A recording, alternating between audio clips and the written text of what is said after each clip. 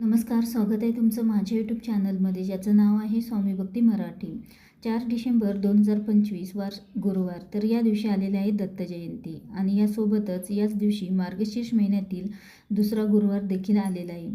खूप मोठा आणि शुभ असा हा दिवस असणार आहे. तर दत्त जयंती आपण कशी साजरी करावी, कोणत्या सेवा आपल्याला या दिवशी करायच्या आहे, तर याबद्दलची संपूर्ण माहिती आपण या व्हिडिओमध्ये बघणार आहोत. तर व्हिडिओ स्किप न करता संपूर्ण बघा आणि जे कोणी नवीन असेल या चॅनलवरती तर सबस्क्राईब करा. तर बघा, जी पौर्णिमा आहे तर ती 4 तारखेला सकाळी 8:38 सुरू होणार आहे आणि 5 तारखेला पहाटे 4:44 संपणार आहे. म्हणजे पूर्ण गुरुवारचा दिवस आपल्याला दत्त जयंती ही साजरी करण्यासाठी आहे. तसेच जे पौर्णिमेचं सत्यनारायण आहे तर ते देखील आपल्याला गुरुवारीच करायचे आहे. दत्त जयंती आपण मंदिरात करतो, पण आपल्या घरामध्ये दत्त महाराजांचा फोटो असेल, मूर्ती असेल तर त्यावर देखील आपल्याला षडोपचार पूजा करणे गरजेचं आहे. तर सकाळी लवकर उठायचं आहे, शुचिर्भूत होऊन महाराजांचा फोटो असेल किंवा दत्त महाराजांचा फोटो, मूर्ती असेल तर ते देखील आपल्याला स्वच्छ करायचं आहे. फोटो असेल तर ते पुसून घ्यायचे आहे आणि मूर्ती असेल तर त्यावर आपल्याला अभिषेक करायचा आहे. तर दूध किंवा पंचामृताने तुम्ही किंवा पाण्याने तुम्ही अभिषेक करू शकता. आणि षडोपचार पूजा म्हणजेच त्यामध्ये 1 वेळा गणपती अथर्वशीर्ष पठण करावे, 16 वेळा पुरुष सूक्तम आणि 16 वेळा स्त्री सूक्तम पठण करून अभिषेक करावे.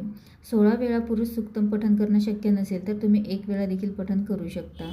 त्यासोबतच 1 वेळा ओमान सूक्त पठण करावे आणि हे पठण करतानाच आपल्याला अभिषेक करायचा आहे. अभिषेक झाल्यानंतर जे अभिषेकाचं पाणी आहे तर ते तुम्ही पिऊ देखील शकता.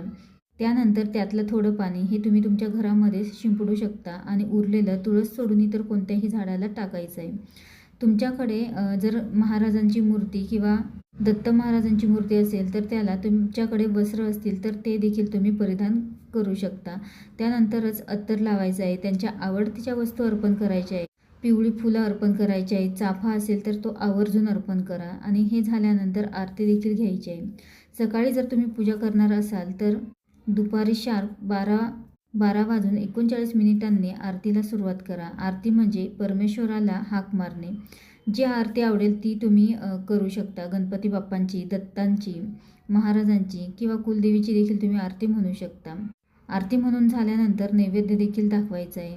तर बघा, दत्त जयंती ही असणार आहे, पौर्णिमा देखील असणार आहे आणि गुरुवारचे उपवास देखील असणार आहे.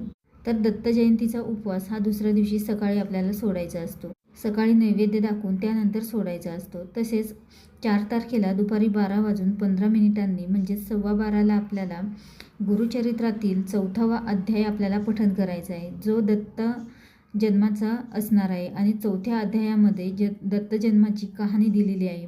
तर तो संपूर्ण वाचायचा नाही, तर फक्त आपल्याला ओवी संख्या 41 पर्यंतच वाचायचा आहे आणि त्याबरोबरच 41व्या ओवीमध्ये 3 बाळे झाली तर हे आहे, तर ते वाचून झाल्यावर वाचताना हळूच वाचायचं आहे.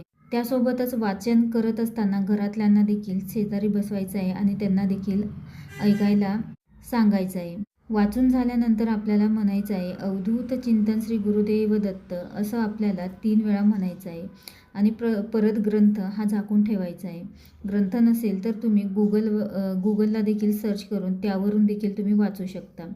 तर ही झाली सेवा. आणि त्यानंतर दत्त जयंतीच्या दिवशी स्वामीचरित्र पारायणाची सांगता आहे, तर तुम्ही 1 पाठ स्वामीचरित्र सारामृताचा देखील करू शकता.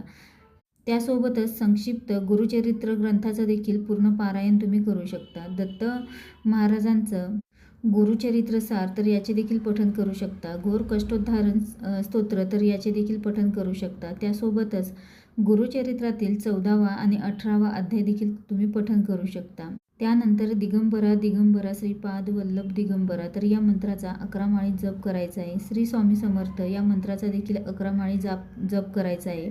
दत्त चालिसा तुम्ही पठण करायची आहे. दत्त बावनी पठण करायचे आहे. तर ज्या दत्त महाराजांच्या स्वामींच्या तुम्हाला ज्या सेवा जमतील तर त्या सेवा तुम्ही या दिवशी करू शकता.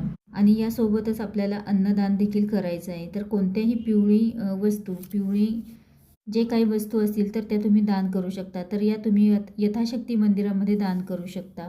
आणि अन्नदान या दिवशी आवर्जून करा, कारण अन्नदान हे सर्वश्रेष्ठ दान आहे आणि त्यामुळे तुम्ही आवर्जून अन्नदान तुमच्या यथाशक्तीनुसार करू शकता.